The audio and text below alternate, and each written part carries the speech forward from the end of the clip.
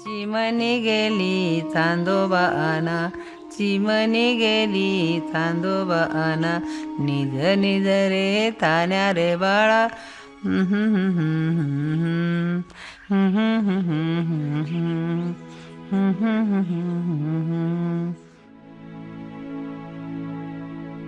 आता माझी काय ओळख सांगायची, तुम्ही समधी ओळखता की मला. माझ्यासारख्या म्हाताऱ्या लई असतात बघा गावागावात. आणि वय बी काय सांगावं, लहान पोरीची पार म्हातारी झाली बघा. लय पाहिलं, लय सोसलं. 11 दिवसाची बली बाळंतीण होती तवा रस्त्यावर खडी फोडाय कामावर गेली. पोरं बाळ नातवंड ह्या संसाराच्या झुल्यावर ओलं सुक झुलवता झुलवता गावाच्या मातीतच आयुष्य गेलं.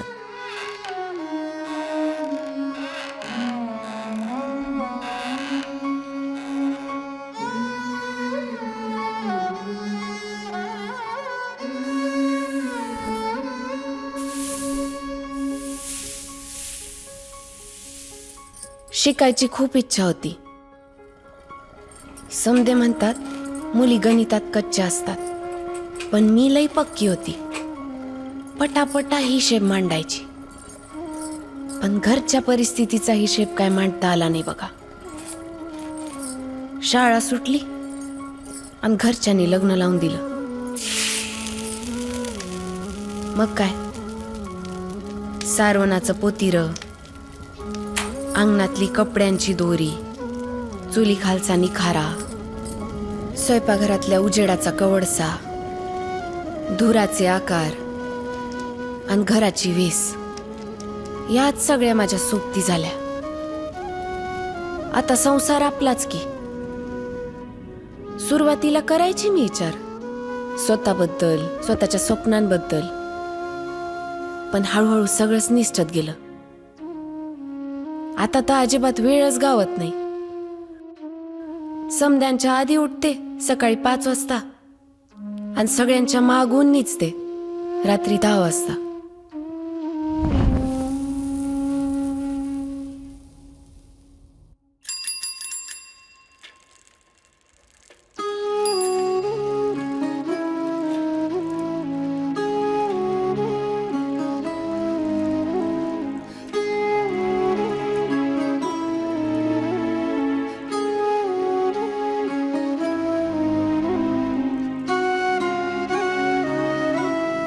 खरं सांगू, मला खूप भीती वाटायची आई आणि आजीचं आयुष्य बघून.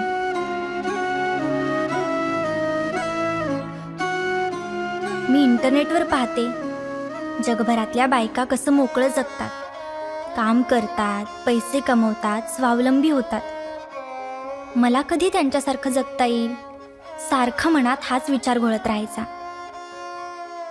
आणि मग अचानक एक दिवस एक संधी चालून आली. गावात महिला जमल्या, चर्चा रंगू लागल्या. माझ्याही मनात आशेचा एक छोटासा किरण लुकलुकू लागला.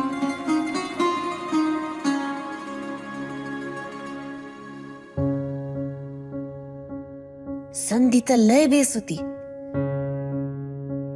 पण ज्या आयुष्यात कधी बी काही बी सहज साधं सोपं भेटलंच नाही, त्या आयुष्यात हे तरी कसं सहज साधणार होतं. लय अडचणी होत्या.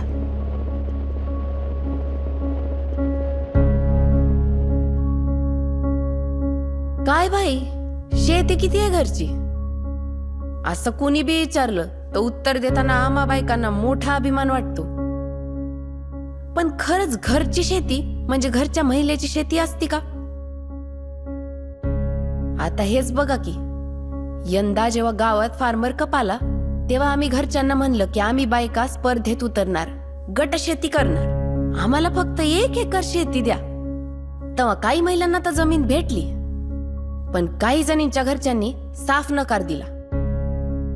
महिला बी शेती करू शकतील असा विश्वासच त्यांना नव्हता.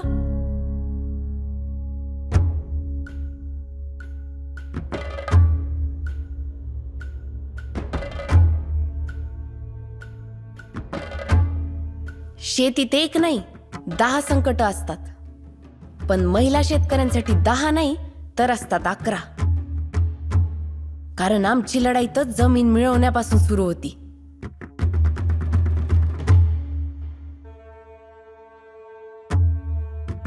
पण यंदा आम्ही बायकांनी हार मानली नाही. रुसलो, फुगलो, रडलो, भांडलो, पण काहीही करून आमच्या हक्काची जमीन आम्ही मागितलीच.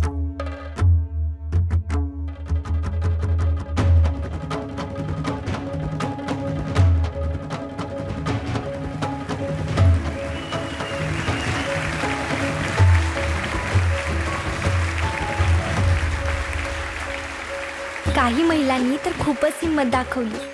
स्वतःची जमीन नव्हती तर भाड्याने घेतली, पण गट मात्र तयार केला म्हणजे केलाच. साऱ्यांच्या चेहऱ्यावर आगळाच उत्साह होता. त्यांच्याकडे पाहून वाटत होतं आता काहीतरी बदलणार.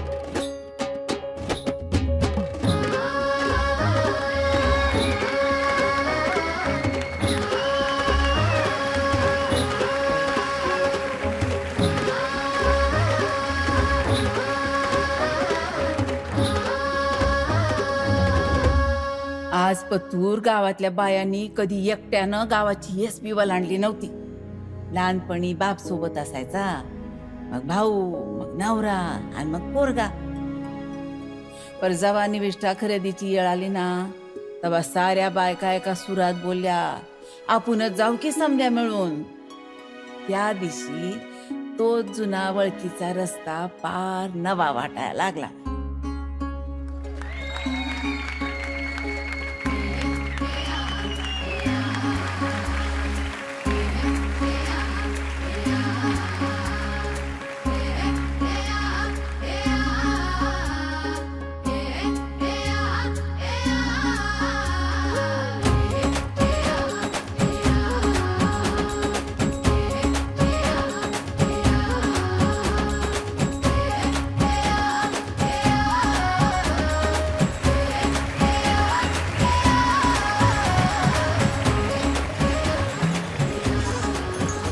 काय मजा आली बाई.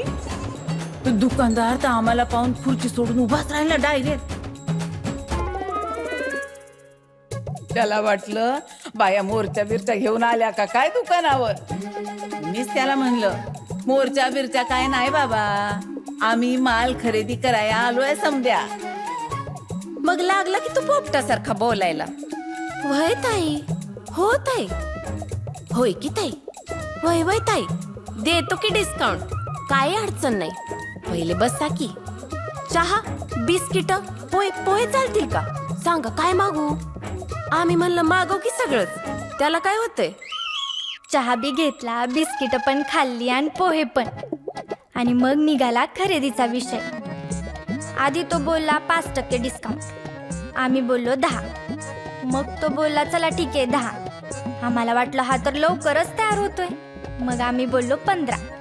असं ओढता ओढता शेवटी 20%वर डील केली ना डन. आणि मग शेवटी बायकांची गाठ हाय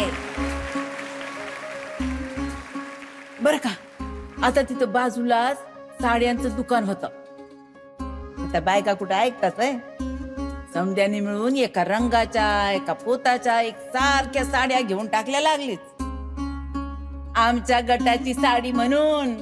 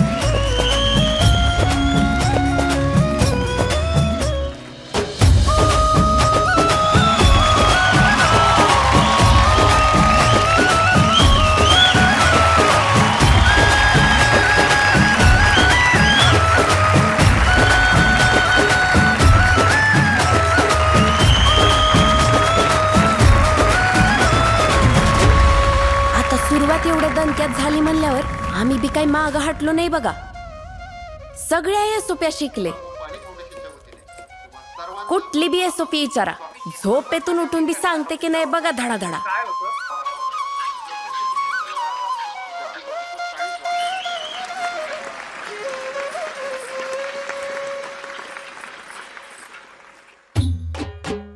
औंदा समद्यांनी नांगरट उन्हातच केली आणि पेरणी BBF-नच केली.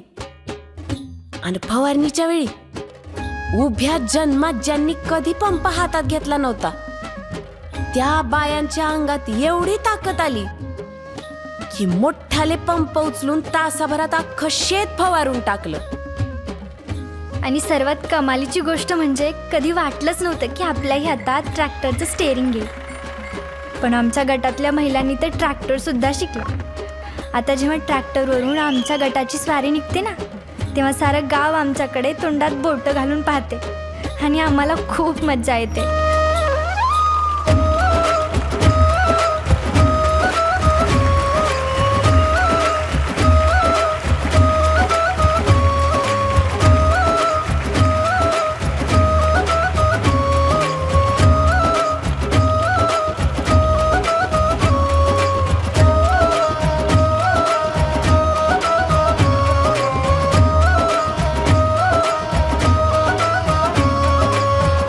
बायका ट्रॅक्टरवर थांबल्या नाहीत बर का. तुम्हाला सांगते, मी या वयात स्मार्टफोन शिकले. ते व्हॉट्सअप का बिट्सअप, टेलिग्राम समद चालवते मी. शेतातल्या एसओपीचा फोटो काढते. कधी कधी भारीतलं लुगडं नेसून सेल्फी बी काढते मी. आमच्या गटाचं फार्मर कपच्या ॲपचं काम मीच सांभाळलं. ॲपवर एक एक माहिती भरली आणि गटाचे मार्क वाढायला लागले की बायका राहण्यातच आनंदाने उड्या मारायला लागायच्या. ॲपवर भरण्यासाठी इर्जिट करतानाचा फोटो काढायला गेलो तर सगळ्या बायका म्हणायच्या, थांब थांब जरा पदर नीट करते, थांब थांब जरा केस बांधून घेते, थांब थांब जरा पावडर लावते. मी म्हणायचे, अहो माय बस करा की आता. हा फोटो काय मोठाल्या होर्डिंगवर लागणार आहे की पेपरात छापून येणार आहे. असं म्हटल्याबरोबर सगळ्या जणी लाजून खी खी खी हसायच्या.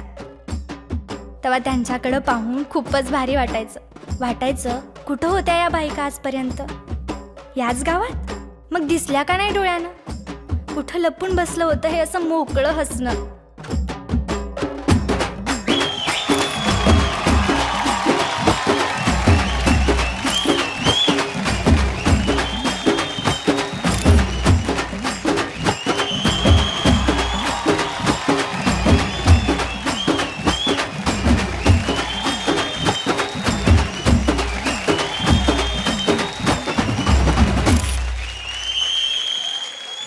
दिस पुढं पुढं गेले आणि शेतात पीक मस्तपैकी डोलू लागलं.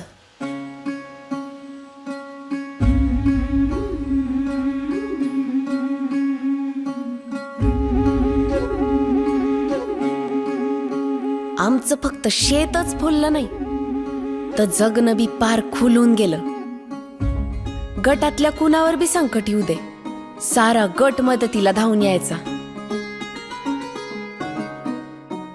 गटातल्या आमच्या एका मैत्रिणीनं पैशापायी दागिने गहाण ठेवले होते. आम्ही साऱ्या जणींनी मिळून ते सोडून आणले. माहेर नसलेल्या बायांचं धोंडे जेवण बी आम्हीच केलं आणि गटातल्या बाळंतिणीचं डोहाळ जेवण सुद्धा. जीवाला जीव लावणाऱ्या मैत्रिणी भेटल्या. आमची मैत्री बासुंदीवानी घट्ट आणि गोड गोड होत गेली. असं एकमेकांच्या संगट कधी हंगाम सरत आला कळलं बी नाही बघा. आणि जेव्हा काढणीची वेळ आली ना, तेव्हा तर माय त्या पिकाकडे पाहून माझा ऊरच दाटून आला. आपलं लेकरू लई हुशार निघून मोठं साहेब झाल्यागत वाटायला लागलं. भाकरागत जीव झाला.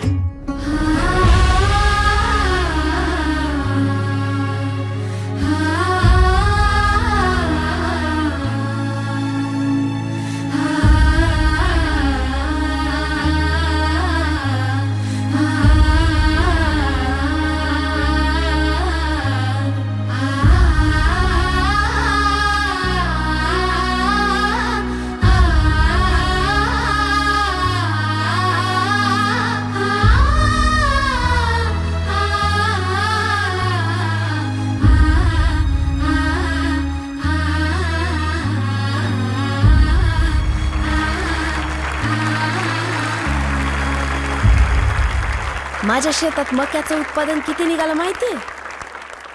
एका एकरात 60 क्विंटल. 7 नाही, 60. तालुक्याचे कृषी अधिकारी सुद्धा अवाक झाले होते एवढा मोठा ढीग पाहून. आता जीवन पार बदलून गेलंय. पूर्वी कोणीतरी माझ्या हातावर पैसे ठेवायचं घरच्या खर्चासाठी. आता मी सुद्धा कोणाच्या हातावर पैसे ठेवू शकते, स्वतः कमवलेले हक्काचे पैसे.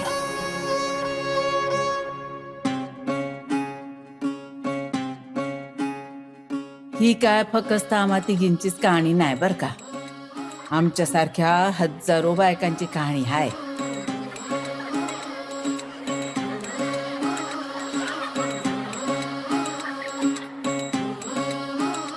आता माझी मी ओळख सांगते. मी नंदाबाई बापूराव पवार, राहणार जयराम स्वामी बडगाव, तालुका खटाव, जिल्हा सातारा. मी उंच भरारी शेतकरी गटाची सदस्य.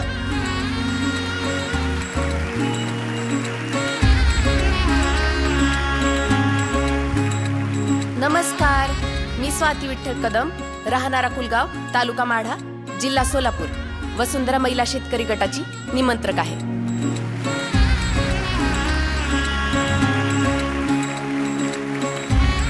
मी स्वप्नाली प्रमोदराव डोंगरे, जिल्हा अकोला, तालुका बार्शी टाकळी, गाव गोरवा, बळीराजा महिला शेतकरी गटाची मी ॲप मित्र आहे आणि आत्ता मला कशाचीच भीती वाटत नाही. राना मोकाट वारसू साठ मन पाखरू आस डोळ्यात लागे चाहूल उचलू पाऊल तू पण मी पण साऱ्या आपण रुजून येऊ ग होऊन बिजबाई नव्या जन्माची नवीन नवलाई. तू ये ग ये ग ये बाई, तू ये ग ये ग ये बाई, तू ये ग ये बाई, तू ये ग ये बाई, गाऊ आकाशाची आई. ये ग ये बाई, गाऊ आकाशाची आई. सोड सोड घराची वेस, नेस नभाची साडी नेस. सोड सोड घराची वेस, नेस नभाची साडी नेस.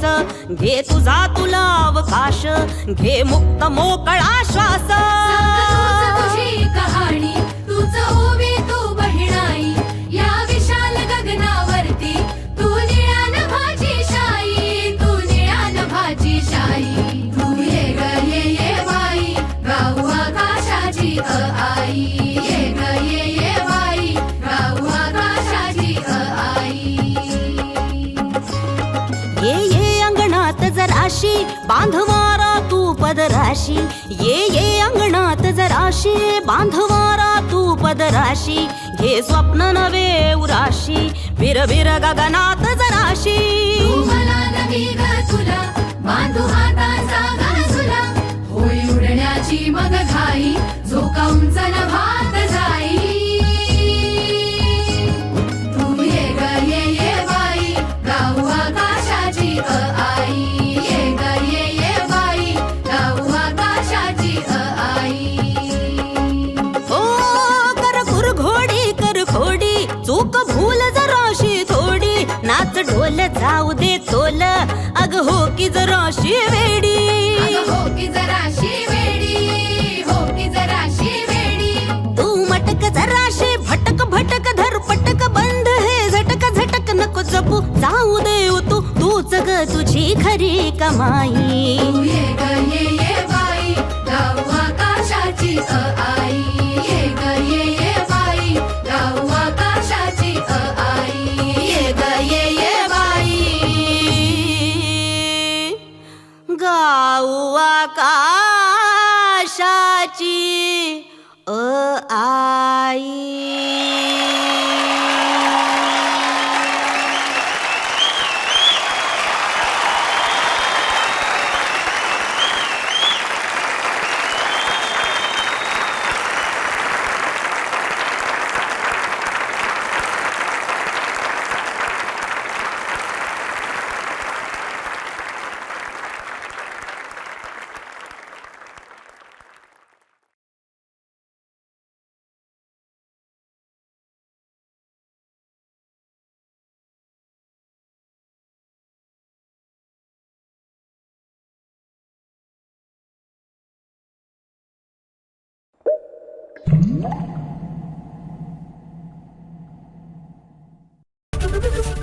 एबीपी माझा, उघडा डोळे बघा नीट.